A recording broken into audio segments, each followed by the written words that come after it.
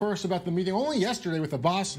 The Zionist union lawmaker was there, Meretz lawmaker, opposition parties, also the current Peace Now director. You're a former director of that group. The idea in your mind, perhaps, of a confederation with Jordan and also with Jordan and the Palestinian territories, that idea, is it worth negotiating? Jordan says absolutely not, but could the Palestinian people actually be better off for getting the two-state solution framework and having a confederation framework? First of all, in the meeting, there were also two members of the Likud party, so we weren't alone there, not just the Israeli peace camp.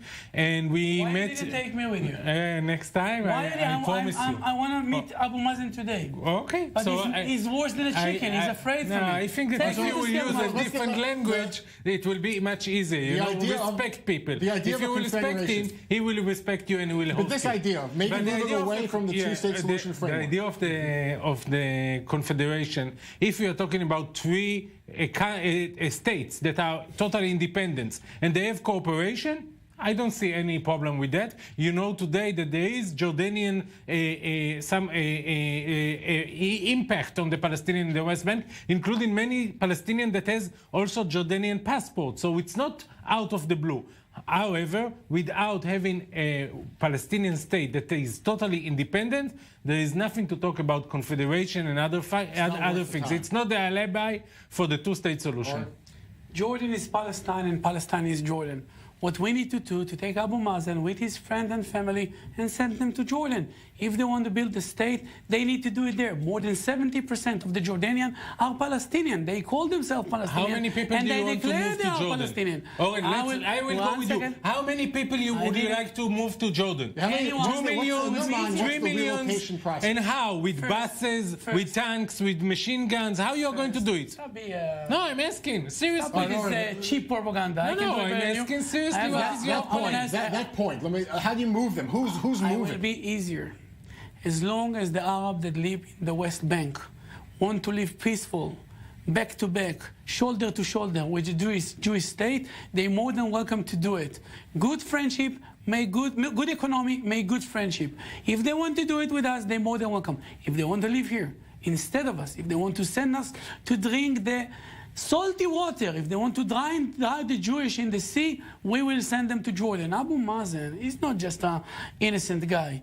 He's the head of the snake of the terror organization.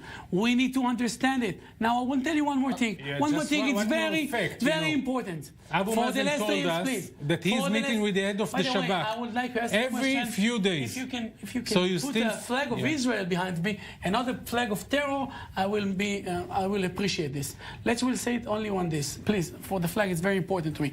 But I will say it loud and clear. About the Palestinians. No, I'm talking about the Palestinians. Netanyahu put this flag, and by the way, the Jordanian flag as well. 1 second, I will just want to explain. For the last 3 years, I'm asking Abu Mazen to meet him. I send letters, I send messengers, I speak by the media, and I spoke on the podium in the Israeli Knesset. He don't want to see me, and you know why? Because those that he's welcome in his mukata, those that he's welcome in his house, are those that promised him Jerusalem, are those that promised him to go back to Tzfat and here to Jaffa. I will go there. Please, I will go there. Maybe a boss is watching Daily Dose right now. We don't know. That's a possibility. I will go there to tell him the truth, and there is only one truth. From the Jordan to the sea, from Hermon and Golan Heights to Eilat, there is only one state, the Jewish state, the state of Israel, and change the flag. It's very bothering me. Please, I cannot continue. Thank you. All right, so I want to ask about the UNRWA situation. I'm switching gears from the Confederation.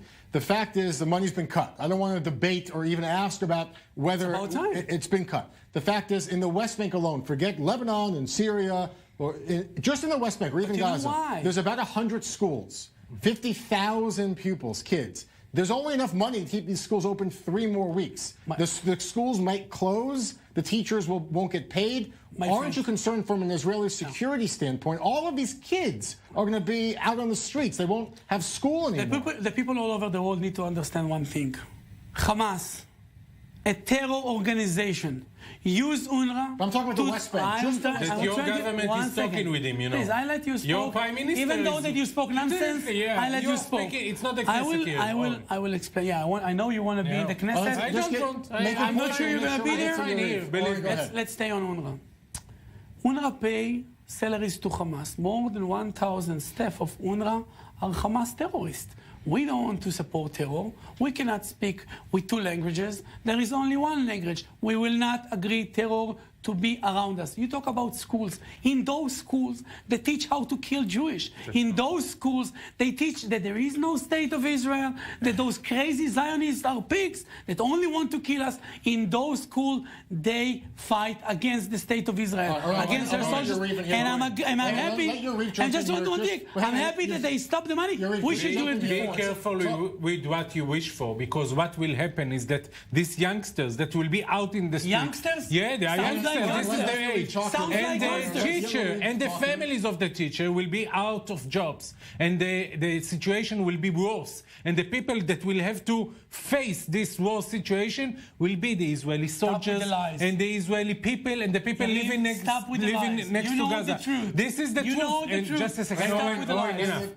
And we know that without UNRWA, no one will take care of the Palestinian people. So what is the alternative? That the Israeli government is going to establish high schools in Gaza? Why not? And when we are talking about refugees, hang on, let me ask this question. You talked about no one's taking care of the Palestinian refugees. Many point to the fact there are Palestinian refugees living within the Palestinian territories, that the Palestinian Authority runs schools and medical clinics in the West Bank and near Ramallah, and there's also refugee camps for UNRWA. How could you have two systems? This is exactly what the Palestinian Authority is doing, and the Americans are cutting not just UNRWA, but also the funding to US aid that is helping these poor people, and the outcome will be that we will see the extremists, the people that are even worse of the Hamas are becoming stronger. And now let's talk about Hamas for 1 second. Who is talking today with Hamas? Me? Peace Now? Netanyahu is talking with Hamas. Listen, no, not as a joke.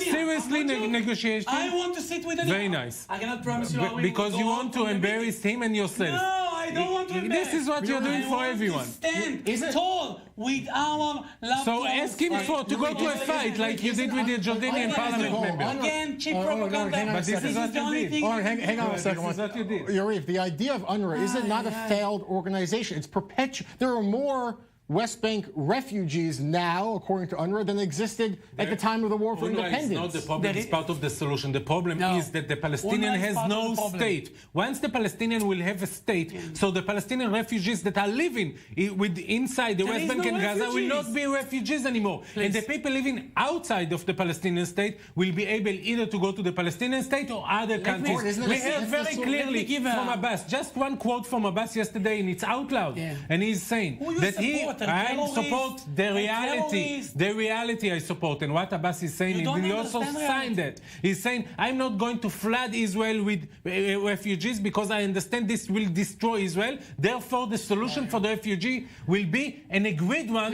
on Israel and the Palestinians. Let me bring a small lesson to my friend here. First of all, history. There wasn't a Palestinian nation. There will never be a Palestinian state. Please. Quick. Yeah. All over the world, refugees is the first generation. Only in Israel and only by UNRWA and eyes. Second generation, third generation. The same with us. It's like refugee forever. It's not the same with us. I will explain you. It's not because we didn't. We also refugees. You are not refugee, I am not refugee. You are. Fled from maybe you can spoke. Maybe if you would speak with me about the great-grandparents of those Arabs that live here, I would agree with you. Second thing, we are not refugees. You need to understand. In one sentence, please. We need to understand. Abu Mazen and the Palestinian Authority, exactly like Hamas. All the years that we passed, they took a lot of money, millions and billions of dollars, lira, dinars, euro from all over the world. Instead of invest them in education, in culture, instead of invest them in roads, in building, in finding place to work, they invest them on terror. $1.2 billion paid to terrorists in prison. You want us to support them? We will not. All right, so Oren Hazan, lawmaker with the Likud, Yariv Oppenheimer, former director of Peace Now. Both of you appreciate the